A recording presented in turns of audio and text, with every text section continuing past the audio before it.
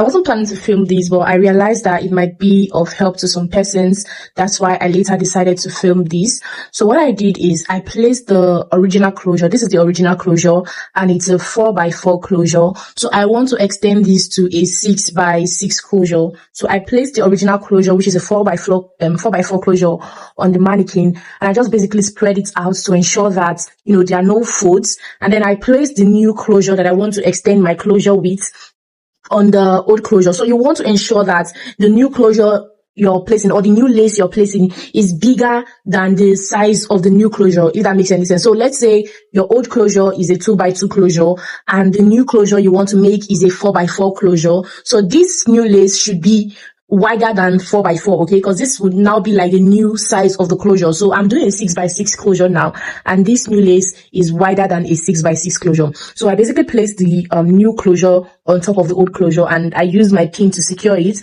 So what I'm doing now is I'm just tacking the old closure to the new closure. Mind you, this is the back of the closure, right? So you don't want to sew from the front. So this way it's very easy for you to sew. So you can see what I'm doing. I'm just tacking the two closures together, and I'm using a transparent thread.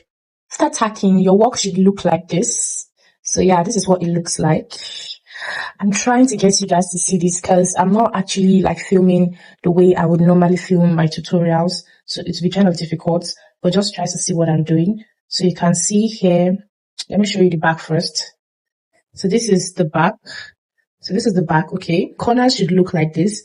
So you can see how this side is, and you can see how this other side is. So let's say you have a 4x4 closure and you want to extend it to a 6x6 closure.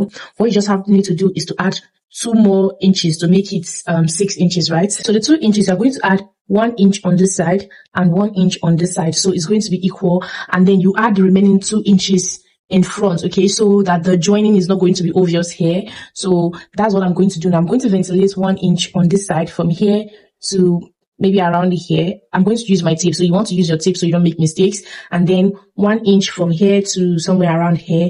And then I'm going to ventilate 2 inches in front, okay? So that way it's going to be 6 inches by 6 inches, if that makes any sense. I hope you guys understand what I'm trying to explain. So when you're ventilating this part, you want to ensure you're picking both lace, so it will act as a form of reinforcement so that the tacking will be strong. So with time, it doesn't start losing. So when you ventilate the lace and you pick up the 2 nets, it's going to make the tacking stronger. So I'm going to do that off camera. I'm sorry I won't be able to do that on camera. So when I'm done, I'm going to come back and show you guys the finished look. Guys, I've started ventilating it, and this is how far I have come. So this is you can see the edge of the wig. And yeah, so I'm trying to cover up this space by the side. Let me show you guys what it looks like. You cannot even really tell. When I'm done, I'm going to pat it so you guys see exactly what it's like inside. Yeah, so this is what it looks like currently. So I'm doing the double split knot method because this is human hair, so I want the knots to last a very long time. And I later decided to make it a 7x6 closure.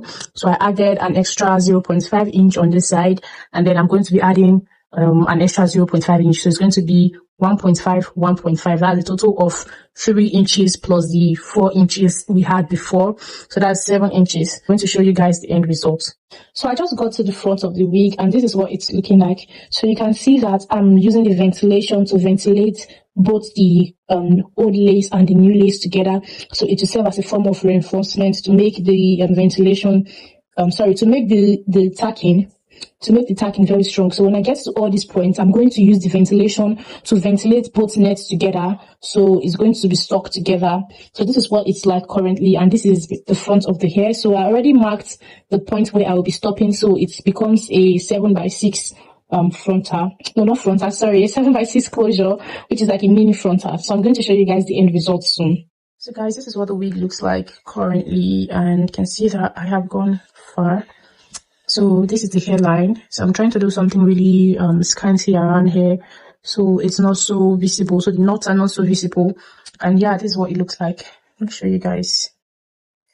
So this part has a bald spot here. I was supposed to fill this, but anyways, and it's so flat you cannot even tell that it's two laces or laces joined together.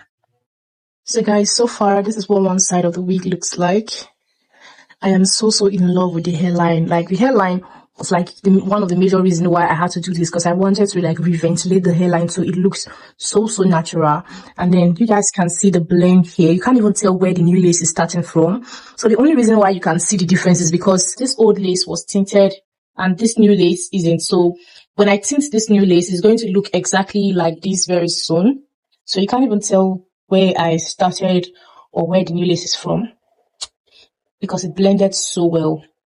Guys, I'm done with the ventilation and this was the final result. Here, I so much love the hairline. Like, I'm so obsessed with the hairline of the new closure.